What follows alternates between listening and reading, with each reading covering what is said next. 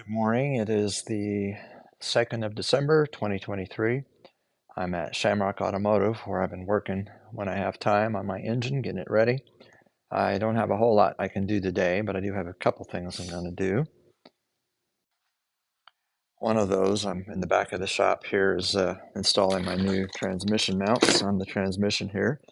I also need to remove the neutral safety switch, which is on this side, and also I think it doubles as the reverse light switch too from the 66 Lincoln that this came out of. I don't need that for my 67. And over here on the back of the engine, I bought recently new thermostat, 195 degree, which I understand is the OEE recommendation for thermostat. Looks kind of small to me. I'm not even sure it's the right one, so I'm going to find out when I take that tank off, the overflow tank, and got the new gasket there to go with it. Unfortunately, the gaskets and stuff that I need, not so much the gaskets, but the hose, the bypass hose that I need, is not going to be here until Monday, which is the day I'm going to be putting the engine in the car. So I'll end up having to do the water pump after I've already put it in the car, which is not a big deal. I was kind of hoping to have that front end all completely put back together. And that same order also has the gasket for the oil filter housing that's got to be attached there. However, I did find the bolts to mount the power steering pump, so I am going to put that on today. So I'll do a few things, and then I'm going to go back to the house and get the brakes set up so we have some kind of brakes when the car comes here on Monday. All right, I've removed the old thermostat. Turns out it was a 180-degree thermostat according to the numbers stamped in the bottom here. And that's okay. Those were acceptable too. I just prefer to stick with the original equipment manufacturer recommendation, which is a 195, which is what this is. So that's just going to go right in here. Fits nicely. I did finish cleaning up the surfaces and everything. Used my rotary wire brush on my drill. Cleaned up the tank real well. Made sure I got all the gasket material off of there. So one thing I did notice is this gasket is kind of a generic one that's good for all kinds of vehicles through about a 50-year span of time. And I'm going to trim just a little notch on the bottom there where it's resting against the bypass hose nipple, I guess you would call that.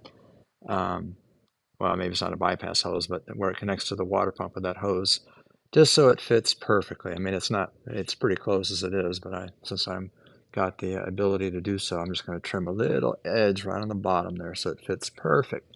And I'll actually use some sealing gasket sealer as well to hold it in place while I put the new thermostat in and then the tank back on. All right, new thermostat installation is complete. Of course, the thermostat faces in. I meant to illustrate this, but I think that was should be pretty obvious. It faced in like that. So the new thermostat is in there. I've got my sealer in there, and the way I trimmed that gasket worked out very well. So it fits there, little notch there. So no problem. So that's all tightened down. My next step is to install the power steering pump. And before I do that, I have to install the seal that goes right here in this opening on the timing chain cover. And I'll put a little bit of lube oil on the edges there. That's what the oil is for. And I have the Woodruff key in here, this baggie for the vibration damper pulley, which will come after the power steering pump. So here's the pump ready to go. And here are the pads that will go, well, let's see, they fit in the back of the pump right here in these larger openings. No, I'm sorry, the smaller openings. That's where the pads go, because in these other openings where the bolts go through, they have their own specialized pads that go right there. And this came from Mark II Enterprises as well, those parts. Now I'm putting these pads on this power steering pump. I lubricated these a little bit with engine oil because I was having trouble getting them in the holes, but I have them in now. And these also go on the same side. The bolts will come through on the other side when they mount to the timing cover, so they're also a tight fit, but they just kind of fit in just like that. And you can see they have a nice cushion and 4 points here that'll rest up against the timing chain cover. Something I wanted to point out just now is that the rubber bushings that went where these screws go through, that's a super tight fit. The only way I could actually get these on is to start drawing them in with a ratchet like that to force them through those bushings. But that did the trick. Alright, next step is I have the power steering reservoir in place now. It's just loosely hanging there. I'm not going to tighten the bolts down yet. And I wasn't going to put this base for the compressor in yet, but it acts as a spacer right here to hold this, the proper distance from the block. So I decided, okay, I'll just go ahead and use it for that, if nothing else. It's a lot easier to put that on right now anyway. I left it loose because I've still got to get the water pump in here eventually, and also the oil filter bracket thing there, housing. So, and I moved the clamp upside down so I can tighten it from underneath the car. I haven't tightened it yet, so that's about as far as I'll go with the power steering right now. I just wanted to make sure it was fitting properly and what I needed to do. I'll go ahead and install the fuel pump too, because I don't think that's going to interfere with getting the water pump in, and we'll go from there. All right, over here at the transmission, I've just removed the switch here from the side of the transmission. It was right there. Mounted on the kick-down linkage.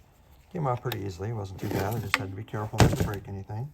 I also installed the new mounts right here on the transmission. So that was all I needed to do on the transmission. I do have the new bushings that go here. I don't think I have them with me to put them on right now, but they're easy enough to replace later. These are actually still in good shape anyway. So that's not critical. And I thought I had lost these little bolts, but they're right here where they should be in the yoke. So the transmission is ready, and the engine is as ready as it's going to be. So I got to go back to the house now and work on the brakes. All right, I'm back in my shed here. Going to do a bench bleed on the new master cylinder, something that's normally required when you're replacing that.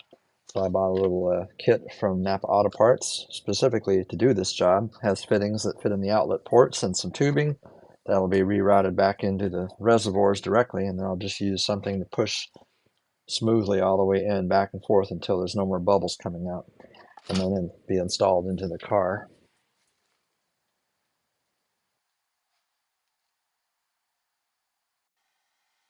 All right, I have my little tubes installed, the little adapter fittings that go at the outlet ports.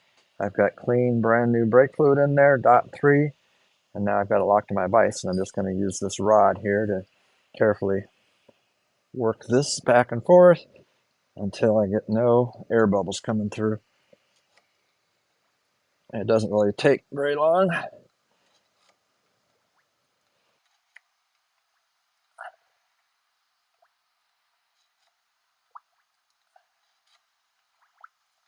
Hopefully this doesn't slip on me, because that would make a mess.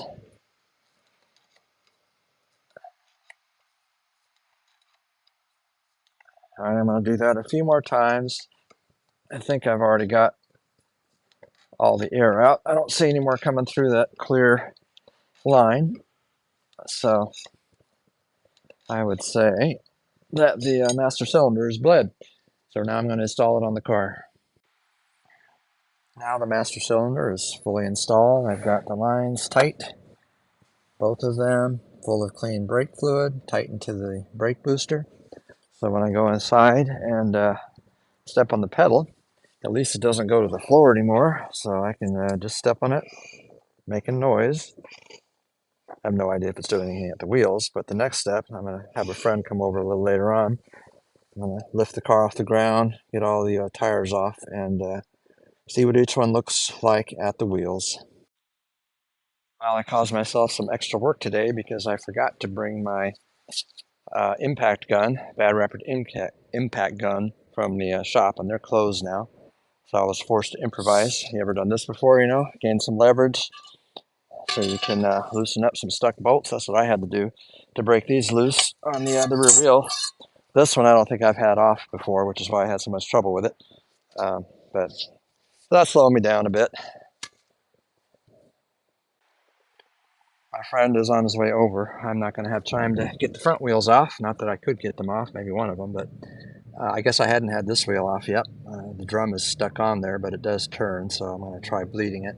I did just discover, though, this particular resonator is indeed rotted out. I thought they were good, but now I can see clearly that's not the case after all. That's a little disappointing, but not surprising either. I am wrapping it up for the day, the 2nd of December. Um, I'm ready for the engine and transmission swap, as ready as I can be at this point. My mechanic told me he's going to let me have the use of a lift all day long, which is fantastic. That will make it much easier to get the job done in one day, easily in one day. So much so that I'm going to bring a couple of extra items with me, such as my exhaust pipes. Even though the resonators are bad too, I'm still going to put the exhaust pipes back in there because it's so much easier to do that while it's on a lift. And tomorrow is supposed to be a rainy day, Sunday, and I don't have any plans, so I'm going to make a plan. I'm going to try and rebuild the CV joints on my drive shaft because that would be lovely to be able to install that while it's on the lift as well on Monday. So we'll see how I do with that tomorrow. On the brakes with this car, I was not successful at getting the hydraulic system to work at all. There's a blockage somewhere in the system, and I have to assume it's probably the proportioning valve right under the hood there next to the master cylinder because I got absolutely no fluid through the system anywhere to any wheel. Um, and the brake pedal itself is hard as a rock. So I know the master cylinder is working. When I open the bleeder screw at the master cylinder, I get a good strong stream of brake fluid. So I know the master cylinder is not at fault. It's got to be the proportioning valve. If anybody has any thoughts on that, I'd love to hear them in the comment section. But my suspicion is that the proportioning valve is stuck, is rusted, or something, somehow blocked, and it's just not letting any fluid at all flow through it. I didn't know that was possible, but I don't know what else it could be. So I'll have to remove the master cylinder at some future date to get to that proportioning valve. But not going to worry about that in the short term because I was able to get the emergency brake working. I put the cable back in place, or the arm that the cable hooks to, and adjusted it, and it does hold the rear brakes. So I feel better at least having the emergency brake working. It's better than nothing. Um, and that's it. So I will talk to you tomorrow. Thank you.